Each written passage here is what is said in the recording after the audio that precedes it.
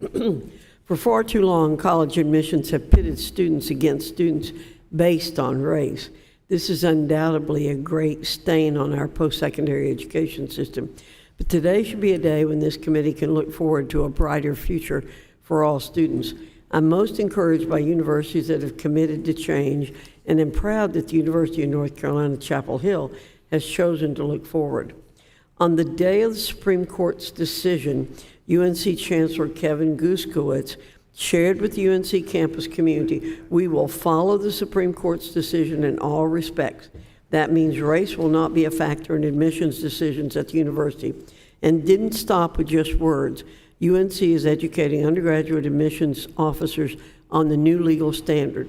The university has reviewed admissions applicants for graduate degree programs, and the university has made technology changes so no one who makes admissions decisions has access to applicants' racial demographic data during the admissions season. It's my hope that many other colleges and universities are taking the same step. Mr. Squires, we know it's important to provide more than just access to college. Schools should be equally focused on helping students complete college. You mentioned in your testimony that highly selective schools using race-based preferences run the risk of creating a mismatch between the student and the university. How important is it for a student to be prepared to meet the academic rigor of a university, and what might a mismatch result in? Thank you for that question. It's incredibly important, and particularly in the hard sciences. So if you are an engineering student who comes into a school, and let's say you scored a 650 on the SATs in the math portion, very good score, but your peers on average scored a 750, and you're in a class that's taught at 750 speed, physics or calculus, you are going to fall behind. And what some of the research has shown is that oftentimes black students are more likely to major in STEM disciplines at selective schools, but also more likely to switch out of those majors. Mismatch is an issue, but I want to say something really quick. I think part of the problem is that we've adopted in this country a college or bust, and particularly an Ivy League or bust attitude that makes people believe that if you do not attend college or an Ivy League institution, that to some extent you're wasting your life. And I think that is the wrong way to go about talking about higher education. But again, regardless of what school we're talking about or what institution we're discussing, at the end of the day, the admission standards should be consistent across the board and not based on a person's skin color or ethnic background. Oh, thank you very much for that.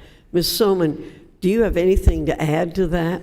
So I thought Mr. Squires gave a very nice summary of the basic concept and how it applies in the engineering area. I would add that there's been similar empirical work showing mismatch effects in law and on law students' eventual ability to pass the bar exam. There's been further work conducted by Eleanor Barber showing that it affects minority students' ability to obtain graduate degrees and go on to careers in academia. Finally, I would add that there's nothing that's unique about mismatch effects to the racial context.